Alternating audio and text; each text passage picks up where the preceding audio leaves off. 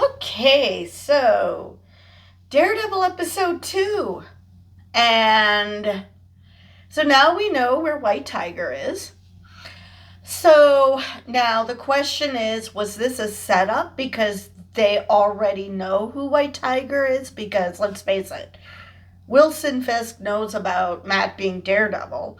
So it probably wouldn't take much for him to find out that Hector is White Tiger because, well, let's face it, he's not Daredevil. Because Daredevil wouldn't find himself in this position. But anyway, so he killed a cop. Now, that's bad, and the fact that Matt said he's innocent, it's like, well, no, he did kind of kill a cop. I mean, granted, he didn't try to, and he seemingly didn't know that they were cops. But he did indeed kill a cop. And he saved some guy's life, which, I mean, you would think that they would say something about being cops unless they were dirty cops, which it turns out they are. So Jerry doesn't seem to like the fact that Matt was once Daredevil. He doesn't like vigilantes at all. Just like Wilson doesn't like vigilantes. Now, he didn't like them even before Echo tried to kill him. So for those who aren't familiar, I don't know if I mentioned this in the first video, but if didn't watch Echo, at the very end, she shoots him in the face. That's why it looks like he has a black eye. In the comics, both eyes were blinded. In this iteration, it was just the one. So that she wasn't, I don't think, a vigilante. I mean, for the most part, she was on his side until she realized no, and then turned on him. But anyway, so Heather Glenn was doing a book signing, and two people came that made you go, One was his, I don't know if it's the chief of staff or who he is to Fisk, but it's obvious he was there because he's trying to get Fisk and Vanessa to go to therapy, which he succeeds in doing. But then there was this kid who really gave me these creepy bullseye vibes. You know, this sociopath who's going to get way too attached to someone in a way that was never meant. And he just attaches himself to her, and it's going to end up getting her killed. Only in the case of Bullseye, it was actually Fisk who killed the girl because he wanted control over Bullseye. And when Bullseye found out, well, he turned on him. So it might not be that convoluted, but I still got creepy Bullseye vibes. I don't know if he's just going to be some run-of-the-mill incel and has no bearing on the comics, because let's face it, Charlie Cox even mentions it, that Karen Page is his girl. She's his number one. So any person he ends up with, not going to live very long. Unless you're Elektra. That's a different story. So, I mean, it's possible she survives and they just break up. I mean, that's entirely possible. But it's also very possible and highly likely, now that they introduce this creepy kid, that she's gonna end up dead. Anyway. Who knows? Maybe that'll be the inspiration to get him back as Daredevil. You know, that he has to figure out some sort of happy medium of being Daredevil and being Matt Murdock, because the world needs Matt Murdock. I mean, the world needs Matt Murdock, the world needs Daredevil, but at the same time try to figure out how not to get his friends into danger. Or that realizing as a highfalutin lawyer, you're going to get people into danger anyway, and so why not? But anyway, yes, I'm trying to figure out what exactly truly pulls him back into being Daredevil. Because I don't think this was it, because this was just simply him saving his life. So they showed more of the therapy session than I expected. So Vanessa seems to, she said they are trying to explain to Heather their situation, why they grew apart, without, divulging, oh, I'm the kingpin, and my wife is now running my criminal enterprise. And that Echo blinded me because, well, I was trying to take over her little town. So they had to try to sanitize it. And Vanessa's like, I don't even know why we're here. So Vanessa seems to be perfectly cool with moving on from Wilson.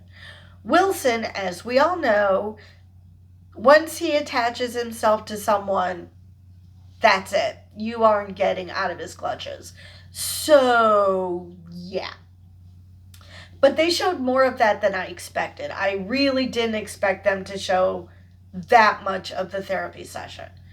And when she said to Matt that, she has to cancel while he's staking out that one cop, when she said that, I honestly thought, even though I did see that chief of staff or whoever he was get at the book signing, so it could have easily been Wilson and Vanessa, I honestly thought it was going to be that creepy kid. But I'm pretty sure that creepy kid will come into play at some point because, it's very rarely that Marvel does something just for the hell of it.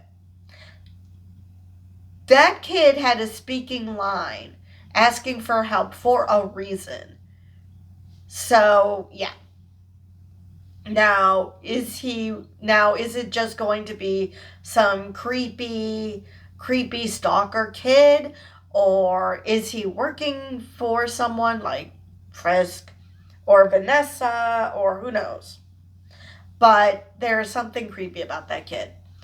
So, but while he's there, he overhears that they're going to go to that guy they were beating the crap out of on the platform, and they are going to kill him.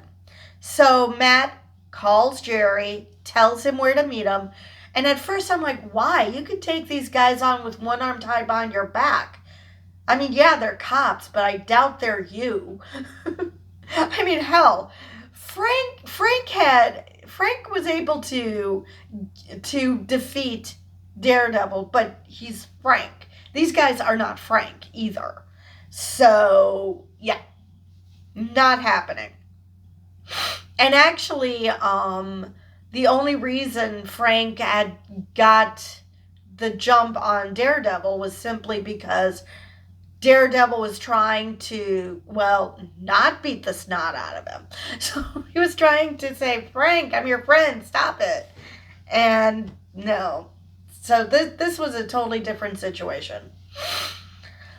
So yeah, this was not going to end well for them when they decided to fight Matt.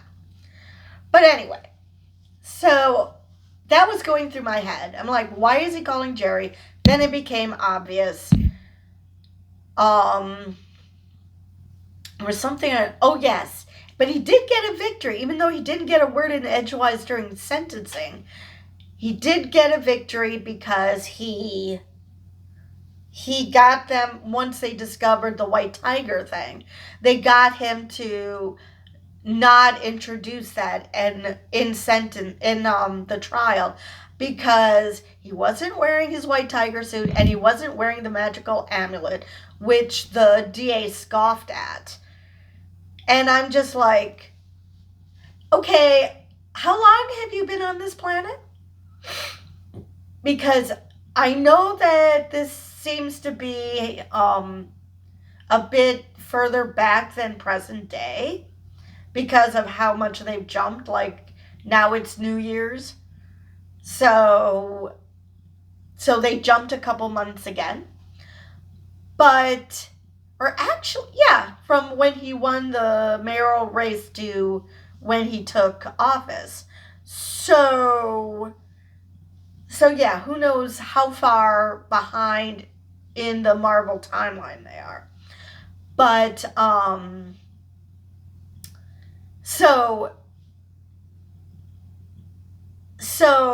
but still, regardless, even if this was pre-blip, the fact of the matter is that people already know that Wanda exists. They probably know that Doctor Strange exists at this point. So why are we scoffing at magic here, dude? But anyway, I almost lost where I was going with that. So he hears that their threat, and so he hightails it to this guy's apartment. And I can't blame the guy for questioning Matt, because all of a sudden he comes, says, "I'm Matt Murdock, I'm representing Hector, and you were the guy on the platform that he saved, and you're my only witness. I need you to testify." And he's like, no, I don't know who you are. And let's face it, he just had a bunch of dirty cops beat him down. So you really can't blame him for questioning Matt. So, especially since this came so out of the blue. So he shoves him out the window, basically, and to Jerry. And it's like, oh, good. That's why he needed Jerry. And like I said, I'm really, really worried that Jerry's not going to survive this season. I guess it's possible that they'll have 2 investigators because, that's a big law firm. Other people need to have investigators working for them. They can't just have one guy. So it's possible that Jessica will just join the law firm and that he's going, that they'll both be there. But I'm still worried that he's not surviving this season. Especially since we're dealing with dirty cops. Now, he is a retired cop. When he discovers that there are dirty cops, he is going to be pissed. Very, very pissed. Just like the commissioner, who I didn't catch exactly how they blackmailed him. Like, who's that kid? Is that kid with his wife? Is that with a mistress? What the hell's going on? Because they mentioned the kid. They didn't mention the woman who was there. So because the commissioner wanted to resign. He didn't want to work for Fisk. And considering the words he said at the funeral, I'm like, first off, that's a huge spine you have, because most people wouldn't say that to the Kingpin and survive. Now, granted, he's trying to be a good little mayor and not beat the crap out of people, but it's gonna bubble to the surface eventually. So he somehow manages to make him stay, but the commissioner is also, be careful what you wish for. So it wasn't a complete win for Fisk. He got the commissioner to stay, but at the same time, the commissioner basically said, yeah, if you think I'm just going to fall over and do whatever you say, you've got another thing coming. So we'll see what happens.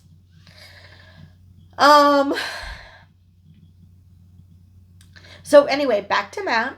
So he manages to get that guy who is on the platform out the door. Well, out the window. And Jerry gets him out and he lets the guys in. Now, I don't know why. Why did he let the guys in? It's like, I'm his lawyer. I'm, the lawyer for Hector. He's a witness. I got him out first.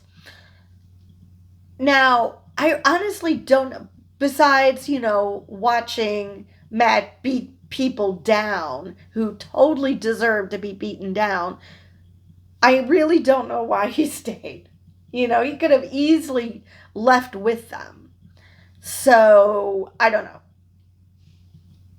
But he lets them in and they look around because apparently they can't believe Matt that he's gone. And it's like, yeah, he's gone. And so they start beating the snot out of Matt. And I'm like, just waiting, thinking it's got to take every fiber of his being not to fight back. But then they decide they're going to blow his brains out. And of course, that's where Matt draws the line because, he's not going to let them shoot him. And so he then puts the beat down on both of them. So my mom asked, are they dead? I'm like, nah, that's not his style. I mean, with Bullseye, but, Bullseye just killed his friend, so he was operating on pure emotion. This time, there was emotion involved because he let them beat the crap out of him, but it didn't rise to that level. So, and that's when, like I said, we saw the Punisher tattoo. Now, obviously, this has nothing to do with Frank. So, but I'm sure he's registered the Punisher tattoo. Because, at least the way they put it in Netflix, it's like he sees an infrared. So he kind of sort of can see. It's very, very hard to explain. So it's possible he registered the Punisher tattoo.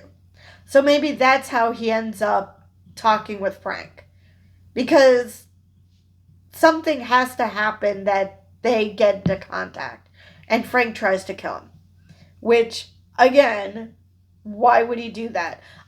But it could also be that, now in the Netflix show, he found out that Daredevil is Matt. Matt had to do that to get Frank to, calm down and stop fighting him. But what if, in this iteration, he doesn't know that Matt is Daredevil? But he approached him as Matt, not Daredevil, so I don't know. Anyway, back to this episode. So it ends with him looking around and noticing the carnage, and it sounds like he was going to yell, fuck. But we only hear the fa and cut to black. And, which I guess, either way would have worked. So this case is going to extend more than one episode. Now, I don't know how many episodes it'll extend, how many episodes are in this first season, because they cut it down. They already started working on season 2. So yeah. Sounds like this season is going to be helping White Tiger. Now, we know that this iteration of White Tiger has a magical amulet. Like I said, the DA scoffed, but I'm like, where are we on the timeline? Because Wanda exists, Doctor Strange exists, magic exists. I mean, you shouldn't be scoffing at magical artifacts at this point. Let's see if there's anything else I want to mention about this episode. I I think I've covered everything I wanted to for this episode. Yeah, my mom is a bit upset. I honestly didn't think she would like this show because of how brutal the original Netflix episodes were. Which this seems less brutal, but I think it's simply because we don't see Fisk in all his glory. Because let's face it, Fisk doesn't pull punches. So once he goes back to being the Fisk we all know, it's going to get pretty brutal. But anyway, I honestly thought my mom wouldn't like it because she didn't like the penguin because of the brutality. And I figured that this would be just as brutal in her eyes, but apparently not. Anyway, I believe that is all I have for this episode. And oh yes, and she asked, when does next episode drop? Next week. So she was less than thrilled that she has to wait a week, but that's good. That says that people who haven't watched the original Netflix series, because I had to give her a speed run as to who Karen is, who Foggy is, who Matt is, who Wilson is, who Vanessa is. And I believe those are the only people. Oh, yes, I forgot to mention BB Ulrich. It turns out she is the daughter of Ben. Now, the question is, she is a journalist. Even if it seems like her journalism is YouTube based. So I wonder, does she know who killed her father? And if she does, that's going to make things very interesting. Very, very interesting. She suddenly became a very interesting character, especially if she knows the truth. But anyway, I believe that is all I have for this episode. And with that, I will see you guys in the next one.